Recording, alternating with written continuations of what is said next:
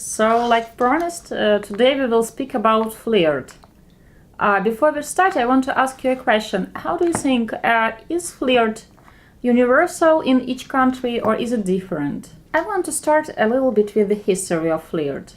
I won't give you a long history lesson, but it will help you to understand why it is a little bit different in Slavic cultures than, let's say, in the West, in the United States.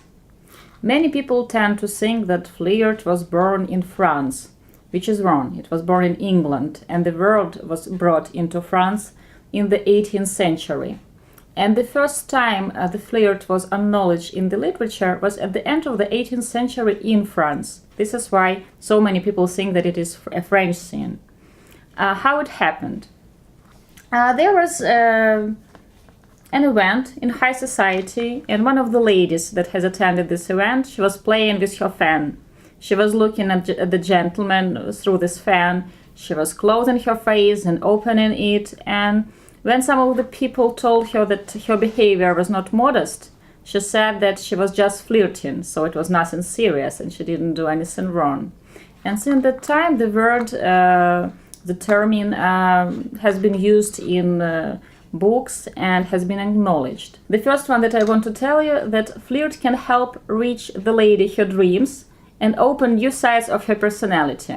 How do you think that can be possible? Some psychologists describe flirt as an unfinished erotic dream or erotic image, which also can be true. But flirt is always a romantic adventure. Of course, feminism has changed flirt a lot. This is why it is different in the West and in the East. In the West, nowadays, while flirting, you have to be really correct, and we will go there. So, how do you think where the flirt begins? What is the first stage? Before we start flirting, we want to understand why we want to flirt, or why we need to flirt, because sometimes it's a need, like physical need. What can be the reasons? First of all, we can want simply to practice how to flirt, which is okay, because we need to have practice in order to be able to do well. Or we want to improve our skills. We can do it for fun, because flirt is truly a game that is created to be fun. We can flirt with people just to get to know other people, so to say, to mingle. It's not a crime to flirt around. We can flirt to get a date that will lead to sex, and that's only casual dating, yes? And we can flirt to get a date that can possibly lead to relationship. So we have the looks, our hair is done, we know how we look, our weak and strong points, we have clothes on for flirt, and we know our intentions. I hope that now we are speaking about serious intentions. We are looking for flirt that will lead to a date that can possibly lead to serious relationship. What is next? We have to choose the object. Which girl? How do we do it? Let's say we are seeing a girl. Let's imagine that we are at the bar, and if we are looking for a date, for a girl who might be a date, not just casual sex, how will we choose the object to start flirting? Yes, look is important. If you get what you have just described, if the eye contact was there, if she smiled, you watch the body language, if her stance is open, and if she is looking at you, then like 85% that you can go for it. Don't try to concentrate on rejections too much and for too long.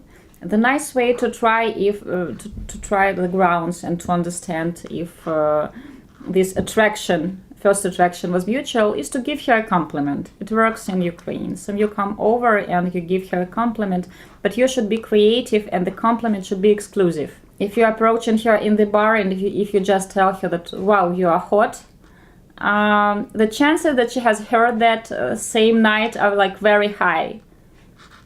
Or I love your eyes is also really cliche. Nice idea is to pay attention what she is drinking. And if, for example, she is drinking martini and you also like martini, you can tell her that this is my favorite drink and I believe only cute people choose such drinks. Try to be funny and creative. Surprise her.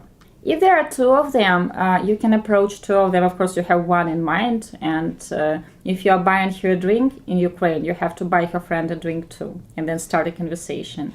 And then, after you return to your table, your friend will tell that, oh, he is cute or he is thoughtful. Like I've told you, Ukrainian ladies, and this tradition goes from all Slavic times, a nice way to flirt is to bring her flowers. This is why we ask our clients to bring flowers on the first date.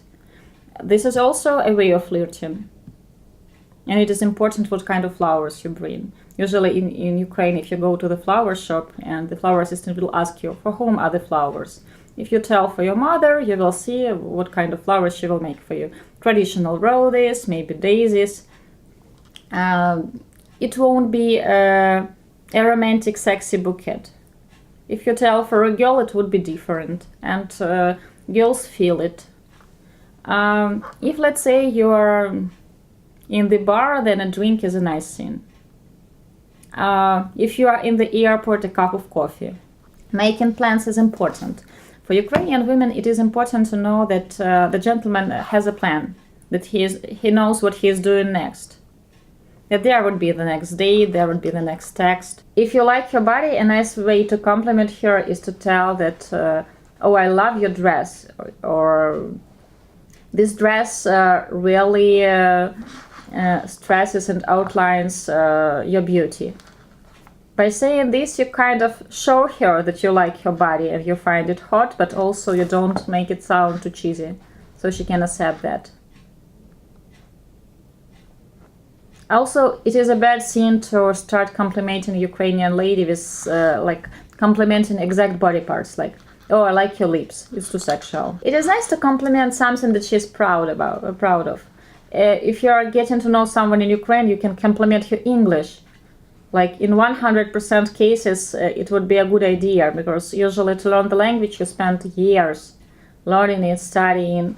So it's a nice idea. The next question can be, how did you learn the language?